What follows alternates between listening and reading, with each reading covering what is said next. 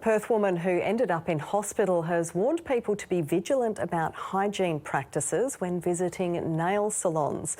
It comes as Consumer Protection investigates 8 complaints against nail salons in WA so far this year. And a warning, this story contains images some viewers may find distressing. Home after 11 days in hospital.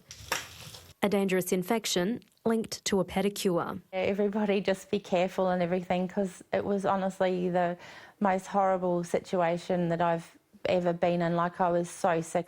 Ms Wilcox now asking questions about the reuse of tools and sterilisation practices. The pumice and all the metal things that they used on my toes and all the files and that, they'd been used like before on other people. They didn't open like a packet or anything like that. Another Perth woman linking an infection that landed her in hospital to a manicure. They end up having to remove the whole nail the day after. They did try me on IV antibiotics and that also did not work. Consumer Protection has received 8 other complaints into nail bars this year over a range of issues, including payments and cuts during treatment. Speak to the person around, what does their level of service look like? Do they use, new materials? Do they reuse materials? What are their hygiene practices like? So I'd be talking to them about that and trying to get an understanding so that you're comfortable yourself. Doctors warn cuts open the door to infection. Certainly poor hygiene increases the risk of problems, and we really need to be vigilant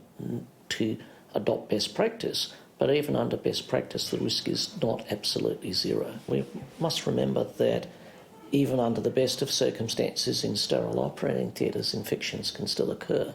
Sometimes beauty comes at a price.